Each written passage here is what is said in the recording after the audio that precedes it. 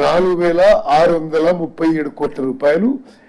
అయితే outer limit గా September 2027 ఈ యొక్క ఎస్ఎల్బిసి టనలు ఆ డిండి బ్యాలెన్సింగ్ రిజర్వాయర్ ఇవన్నీ పనులు పూర్తి చేసి ప్రారంభం చేస్తామని చెప్పి కూడా మరి ఉమ్మడి నల్గొండ జిల్లా ప్రజలకు తెలియజేస్తున్నారు.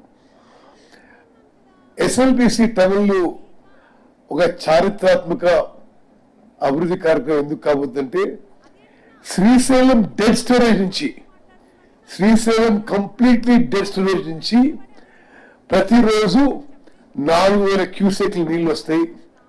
సంవత్సరానికి 30 టీఎంసీల నీళ్లు వస్తాయి.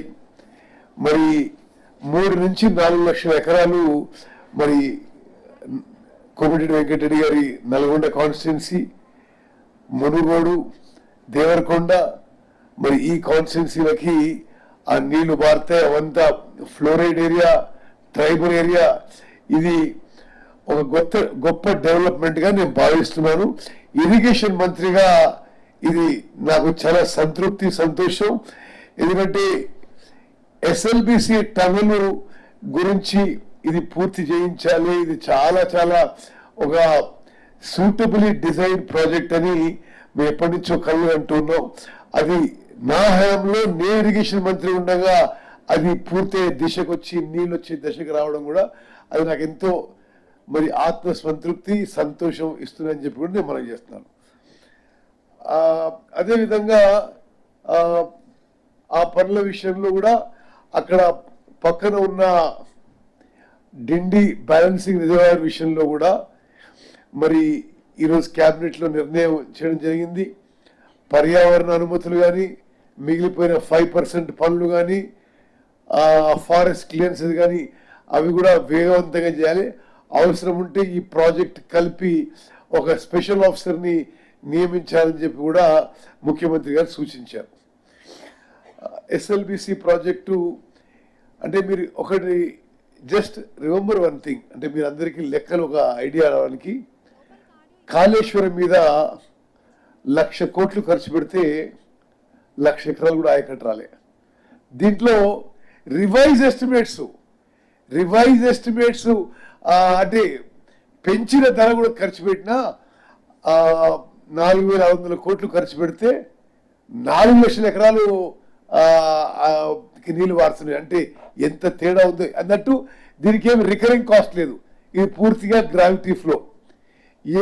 ఎంత తేడా ఉందో మరి గత ప్రభుత్వం వాళ్ళు చేసిన ఇరిగేషన్ ప్రాజెక్ట్స్కి మేము ఇది పూర్తి ఫోకస్తో చేయబోతున్నాం. ఈ మధ్యనే వెంకటరెడ్డి గారు అమెరికా పోయి ఆ బేరింగ్ కొనుగోలు విషయంలో కూడా మరి కీలక పాత్ర పోషించారు. వాళ్ళకి పేమెంట్ ఇచ్చాం, అది కూడా షిప్పింగ్ చేస్తున్నారు.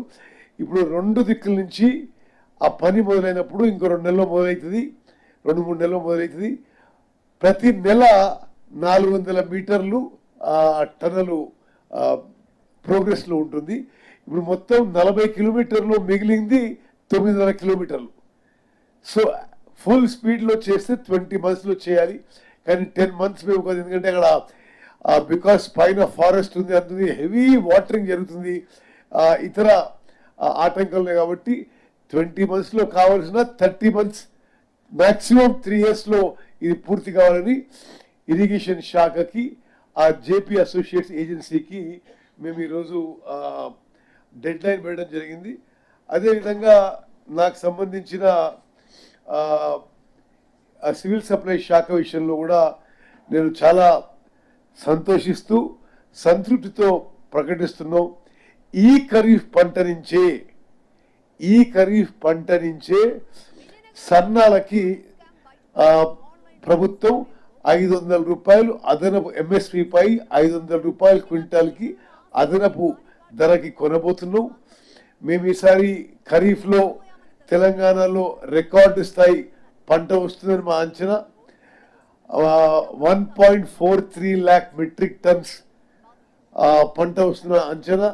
దానికి 80 లక్షల మెట్రిక్ టన్నులు సన్నాలు, 50 లక్షల మెట్రిక్ టన్నులు మరి దొడ్డువడ్లు వస్తాయని చెప్పి మేము ఎక్స్పెక్ట్ చేస్తున్నాం. సన్నాలకి ఈ ఖరీఫ్ పంటకే ప్రొక్యూర్మెంట్ కి అదనపు బడ్జెట్, నార్మల్ ప్రొక్యూర్మెంట్ కి ఎంతైతే ఖర్చు పెడుతున్నావో దానికి అదనంగా ఈ ఫైన్ వెరైటీ ప్రొక్యూర్మెంట్ కి 2500 crore బడ్జెట్ ఈరోజు క్యాబినెట్ లో ఆమోదిస్తూ మరి ఈ ఖరీఫ్ సీజన్ లో కూడా మేము ఈ సన్నాలకి అదనంగా క్వింటాల్కి 500 రూపాయలు ఇవ్వబోతున్నాం. వచ్చే నెల కొత్త తెల్ల రేషన్ కార్డ్స్ ఇష్యూ చేసి జనవరి నుంచి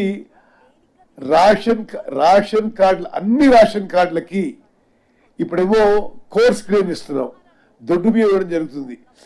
అప్పుడు అందరికీ 100% సన్న బియ్యం ఇవ్వబోతున్నాం అని చెప్పి కూడా నేను మనవి చేస్తూ మరి మీ అందరికీ నా ధన్యవాదాలు.